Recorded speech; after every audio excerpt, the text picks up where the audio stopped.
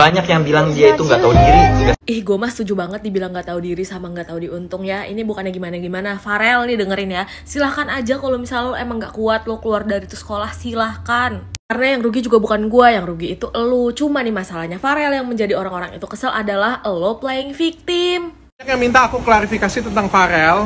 Sebenarnya aku nggak mau klarifikasi, tapi karena ini sudah menjadi berita kemana-mana dan juga untuk menghindari fitnah dan cerita-cerita lainnya, sudah bantuin orang, difitnah pula kan, rasanya itu nggak nyaman banget. Maka aku putuskan untuk klarifikasi dengan kalian semua. Tapi fullnya silahkan kalian nonton di YouTube channel saya, karena itu panjang dan aku nggak mau kepotong. Tapi kalau kalian tanya dengan aku kecewa nggak? Ya pasti kecewa banget lah ya. Pasti siapa sih nggak kecewa? Apalagi di fase yang lagi sibuk-sibuknya banget. Aku lagi persiapan ulang tahun Athena yang ke-10 tanggal 18 Agustus nanti, dan itu aku diplot untuk live habis-habisan sampai mau mecahin rekor dunia.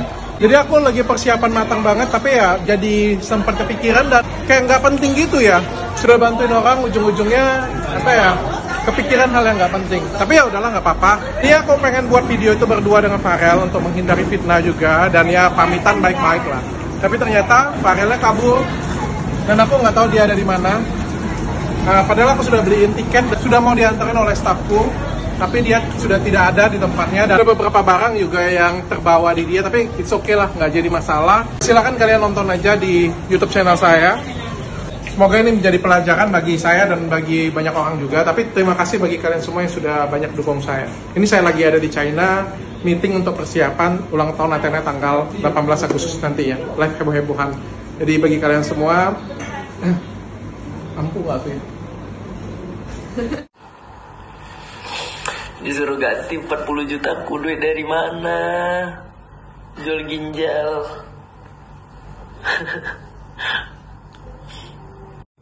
Itulah namanya konsekuensi, Dek. Konsekuensi. Nggak selamanya ketika kamu dikasih sesuatu, lalu ada komitmennya, baru setelah itu kamu bail begitu aja, atau lepas tanggung jawab begitu aja. Orang-orang akan maafin kamu, kayak karena melihat background kamu gitu kan. Oh kasihan nih anak ini begini backgroundnya. Enggak. Dunia tuh gak segampang itu. Yang gue bisa belajar dari anak ini adalah, dia itu adalah anak yang satu, dia gak tahu apa yang dia mau dalam hidupnya. Kedua, dia orang yang gak enakan. Itu kata gue. Kenapa gue bilang dia adalah orang yang gak tahu apa yang ingin dia lakukan dalam hidupnya? Kelihatan dari struktur katanya, alasan dia kenapa dia drop out atau membatalkan sekolah itu. Lalu kayak, ya pokoknya banyak hal deh yang membuat kita mikir gitu ya. Ada indikasi di mana dia tuh kayak lagi confused, dia tuh kayak lagi lost gitu kan. Lalu yang kedua, ketika ada orang baik nih yang lagi nawarin dia, contohnya Dr. Richard nawarin untuk dia sekolah, dia mungkin sebenarnya tuh dalam hatinya tuh kayak, gue nggak minat amat untuk sekolah, tapi gue nggak enak nolak gitu. Jadi ya gue iyain aja gitu, and see how it goes from there. Dan aku yakin setelah dijalanin, mungkin dia rasa, aduh kayaknya gue gak bisa deh, kayaknya gue overwhelmed deh, atau this is not what I want in life gitu, which is dia masih nyari gitu, apa sih sebenarnya dia pengen dalam hidupnya. Dan satu hal yang dia yakin adalah dia tidak mau menempuh jalur formal seperti yang udah ditawarkan sama Dr. Richard. Di satu sisi mungkin dia udah terbiasa dengan fame ya kan, followersnya 600.000, dia udah terbiasa dengan perhatian banyak orang, ataupun orang-orang yang mau validasi perasaan-perasaan dia ketika dia melakukan keputusan-keputusan seperti ini gitu ya. Pasti bakal banyak yang ngedukung gitu, sehingga dia juga bingung dalam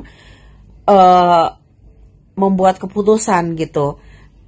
Apakah ini benar, apakah ini salah, apakah yang gue lakukan ini akan selalu dibenerin, atau akan selalu ada orang yang ngedukung dia apapun yang dia lakukan.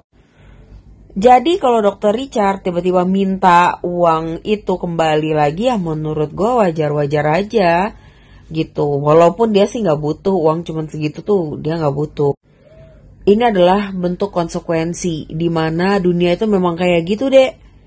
Kamu komit akan sesuatu, kamu udah deal, kamu udah shake hands sama orang itu. Yes, Aku akan melakukan ini. Gak gampang kamu langsung keluar begitu aja dengan alasan kayak, ya aku udah gak serak atau gak apa, gak kayak gitu. Dunia tuh gak kayak gitu sih jalannya. Jadi ya sekarang saran gue adalah kamu ngomong baik-baik sama Dr. Richard dan jelaskan aja apa yang ada di dalam hati kamu, dalam pikiran kamu, begitu. Dan bilang bahwa sebenarnya kamu gak ada maksud untuk menyinggung Dr. Richard dan kamu ingin mengejar sesuatu yang lain dan mungkin dan yang lain-lain lah. Aku yakin dia akan ngerti kok, gitu aja. This is not about the money, tapi dia mau kasih kamu lesson. Dan ini lesson yang sangat bagus buat kamu. Banyak yang bilang dia itu nggak tahu diri. Gue mah setuju banget dibilang nggak tahu diri sama nggak tahu diuntung ya. Ini bukannya gimana-gimana. Farel nih dengerin ya. Silahkan aja kalau misalnya lo emang nggak kuat lo keluar dari itu sekolah, silahkan. Karena yang rugi juga bukan gue, yang rugi itu elu. Cuma nih masalahnya Farel yang menjadi orang-orang itu kesel adalah lo playing victim.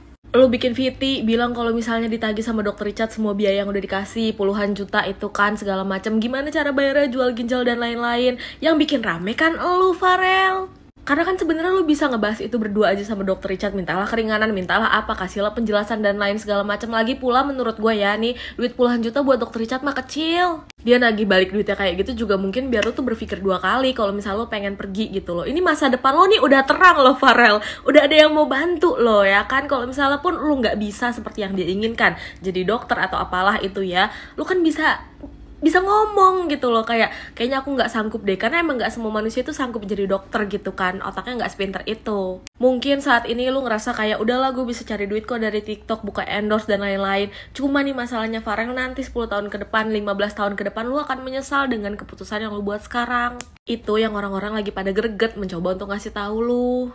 Ya tapi gak apa-apa, ini kan hidup lo, keputusan lo gitu, pilihan lo. Cuman jangan playing victim gitu loh. Orang normal nih, gue pun ya kalau misalnya ngebantuin orang kayak lu, gue juga kan minta kok semua bantuan yang gue kasih. Itu normal, orang tua gue aja nih nyekolahin gue yang anaknya emang udah kewajiban mereka gitu kan nyekolahin gue, tetap aja gitu. Kalau misalnya gue macem-macem gak sesuai sama yang mereka kasih, tetap aja ditagih Farel. Ini pelajaran juga sih buat kita semuanya dan juga bukti gitu, gak semua orang pantas dibantuin. Tanggapan Dr. Richard Lev tentang kasus Farel di X-Story terbarunya. Inilah tanggapan Dr. Richard Lee di IG sebelumnya. Dan ini jawaban dari beberapa netizen tentang Dr. Richard Lee yang kemudian dikecewakan oleh Farel. Ente belum ketemu orang yang tepat. Ente kadang-kadang itu dipopulerkan oleh Jindan, Habib Jindan, yang pernah diundang juga oleh Dr. Richard Lee saat kasus rame-rame paranormal. Dan kemudian Jindan dibantu oleh Dennis Karista untuk bikin album soal jin-jin yang kemarin itu. Dan kemudian video TikTok ini ditutup dengan quote yang mengatakan bahwa semua orang berhak menentukan nasibnya sendiri.